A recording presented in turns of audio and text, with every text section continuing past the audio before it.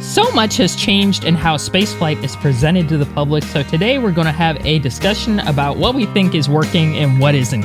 And how it differs from the past, and are there lessons we could learn from how it used to be done, which we may have moved away from. This episode is very much an opinion piece, so let us know your thoughts via our social media pages at Space and Things 1 on Twitter and at Space and Things Podcast on Instagram and Facebook, or via the contact form on our website. And don't forget to please consider joining us over at Patreon. That's patreon.com/Space and Things. But right now, enjoy another episode of the Space and Things podcast. Oh my God! Unbelievable! But is it great to done? You're listening to Space and Things with Dave Giles and Emily Carney.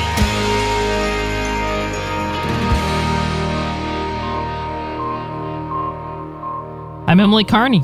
And I'm Dave Giles, and welcome to this week's episode. This is an episode we recorded a while ago, just in case something happened, which meant we couldn't get an episode recorded, or one of us was on holiday, or something like that. Regular listeners should know the drill by now, but if this happens to be your first episode that you listen to, there is just one thing missing from our normal schedule, which is our What Caught Our Eye This Week segment, but fear not, all being well, it will be back next week. But right now, let's crack on. Okay, we're off to a good start. Play it cool. You may remember that we asked our Patreon subscribers in February if they had any ideas for things that they might want to discuss. Don Irwin suggested this as a topic. He did. Covering space in the present. The various ways space is covered today, from space agencies and private companies' messaging and media relations, to broadcasting networks, to independent folks like YouTubers and podcasters. How well is each reaching various audiences? What will the landscape of space coverage look like in the future? And we loved that suggestion so much that we thought we'd have a go at it. Thanks, Don. What are your thoughts on this, Dave? Well, it's kind of your job, isn't it? So I think this is a really interesting thing for us to be discussing. I think it's important to look back first at how things used to be done. Now, again, I always say this, wasn't alive way back in the day. So it's, of course, I may get things wrong, but based on the many books I've read, NASA obviously would have loads of press conferences all the time, and there was a limited number of news outlets in America, and of course over here we just had the BBC really, and they would report based on the press conferences. And NASA were very open about, well, it appears that they were very open about what they were doing and what they were trying to do. But the message was, although it was put out by NASA, it was reported and presented by independent broadcasters, be it someone like Walter Cronkite, who had their own opinions on how things were. And NASA trusted those broadcasters enough to say, here's the information, you present it to the public. These days, companies and NASA are very much in control of their own message and present it themselves. And I think that's the big change in how it happens. Now, independent voices report on those things. And I think potentially as a result, it's not as open and transparent as it was. Perhaps. Do you think that's a fair analysis?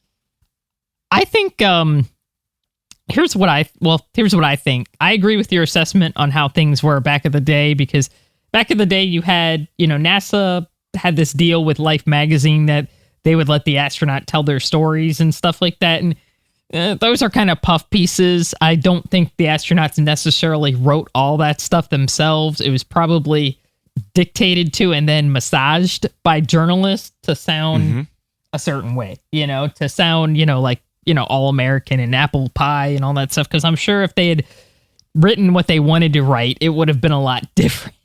Yeah. But I do agree with you. I think in the 60s, and I don't know much about the BBC, but I know they had journalists like Reginald Turnill, I think that's his name, and James Burke. And, in the United States, we had people like Walter Cronkite, and we had people like Jules Bergman, and you had people like John Chancellor and David Brinkley, I guess, with NBC and stuff like that.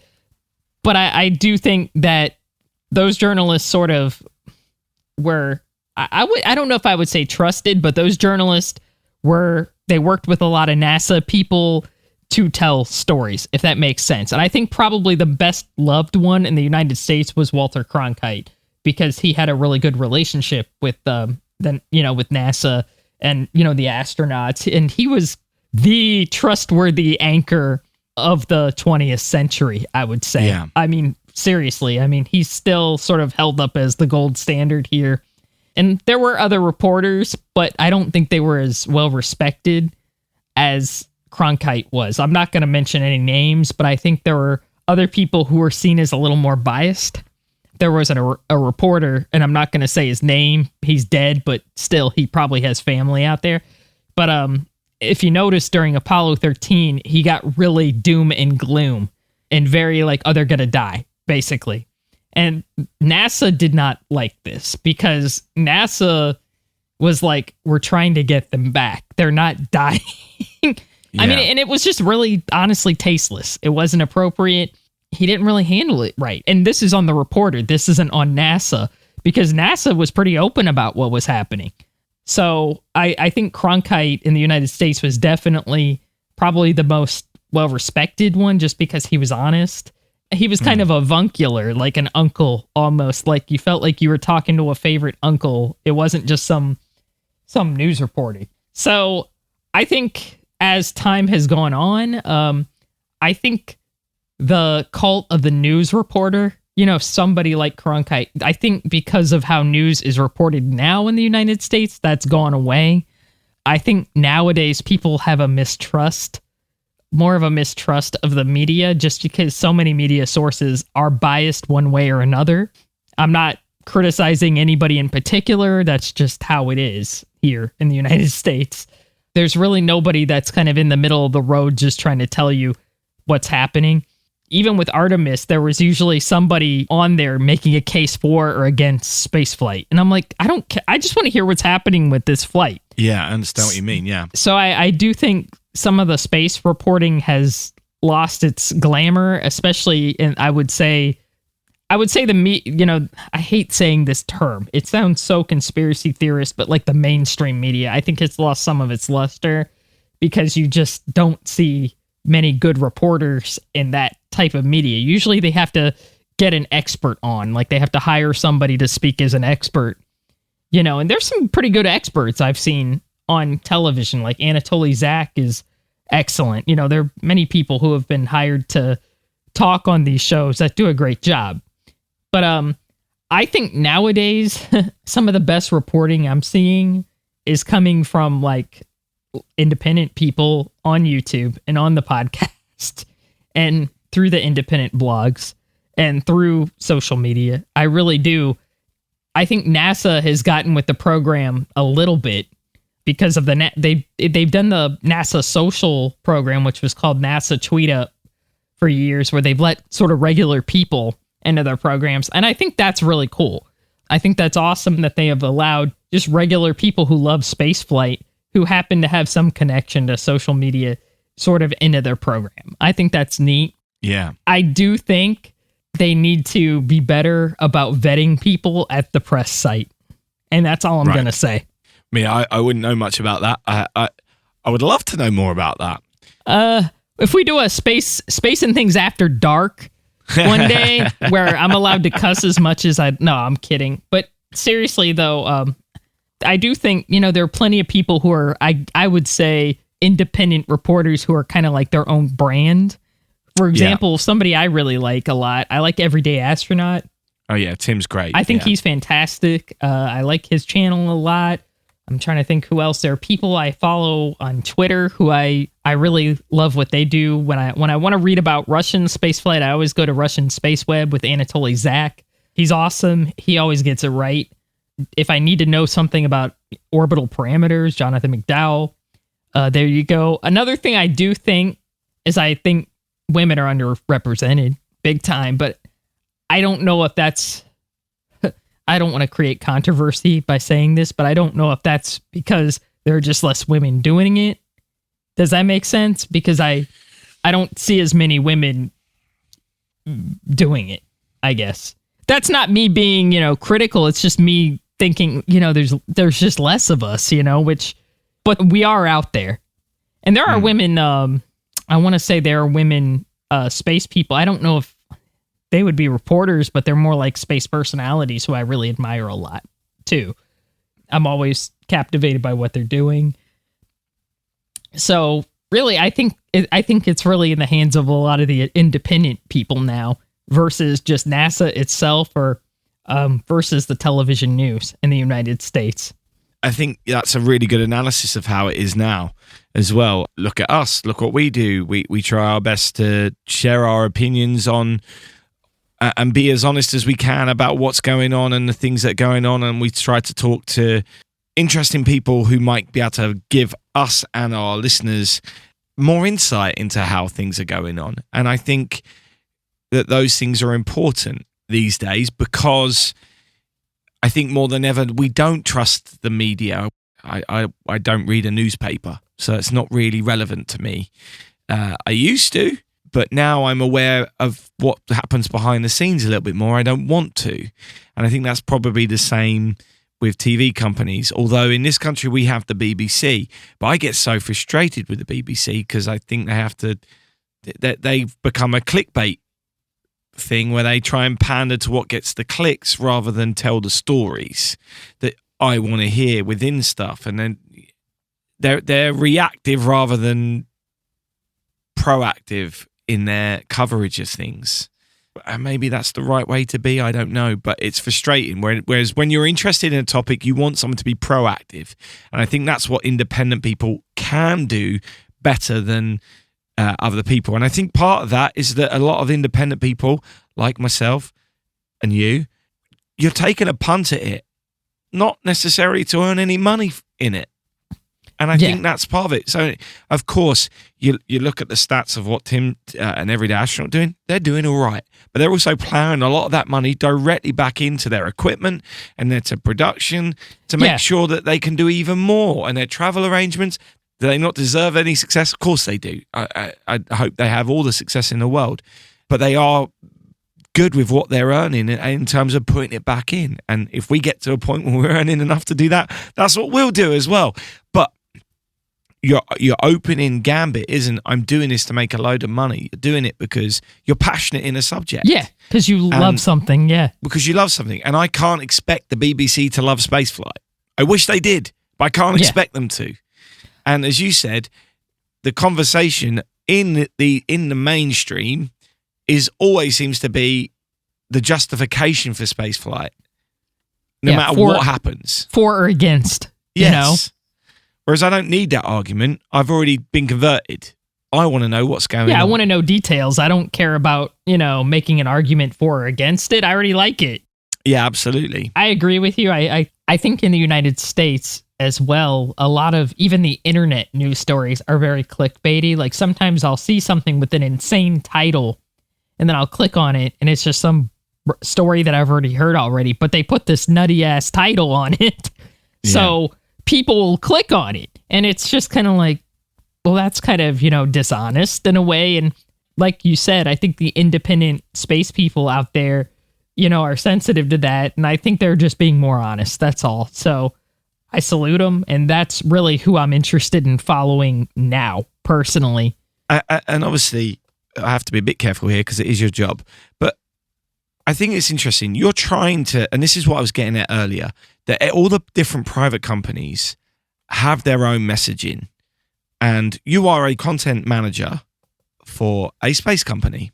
So what are your goals when you're creating content that you're putting out? Because obviously it's not just about putting out the message of what the company is doing, but broader things around that as well to help create a bigger picture, correct? Yeah, part of it when you work for an aerospace company or any company is you want to promote the company's goods and services, right? Yeah. That is part of it.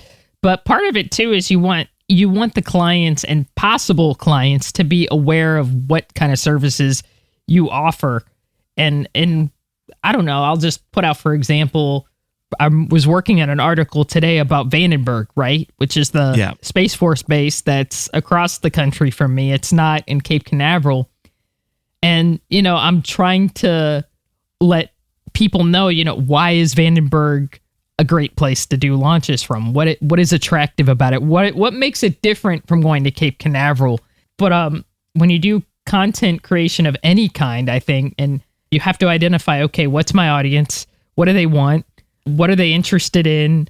And how do I tie the research and the presentation? How do I tie that together? Because you want to back everything up with something that has research behind it, that has facts behind it. You don't just want to say, yeah, this is magic. I can't speak for other companies at all, and I want to make it very clear, I'm not speaking for them. But if you look at SpaceX, some of their materials on their website, they're trying to sell rocket launches to people who have maybe small sats or have their own payloads. Because nowadays, it is possible for you to buy space on a SpaceX rocket or a ULA rocket if you had the money to do it. This is something you can do nowadays. Like, it's no longer the domain of just the government. Yeah. And SpaceX has certain language that they use to try to put their product, which is launch vehicles, across to clients, basically saying, this is what we can offer you for so much money. But they have the research and they have the company heritage and sort of legacy to back that up. They have hundreds of launches now, or over 100 launches now that are successful. I think it's the same thing with what I do. You want to back everything up with research and your company's heritage to let them know, okay, this is what we are capable of doing for you. Yeah. If you choose to fly with us.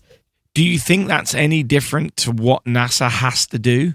Because obviously NASA has a different set of objectives due to the fact that it's taxpayer funded, right? It answers to different people. I think the lines are getting blurred with NASA a bit, only because now they do fly commercial programs.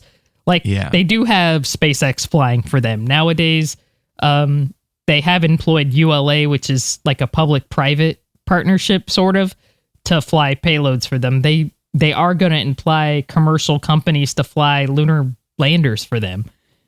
So I think it's a little kind of muddied now because they do have more commercial partnerships. Yeah. But I don't think NASA is focused as much on selling things as much as I wouldn't call it selling things, even though they are technically selling to the taxpayer in a way, because they're trying to justify certain programs to taxpayers. Like if they have Artemis literature, they're trying to justify it to the taxpayer. Why are we going to the moon? Yeah.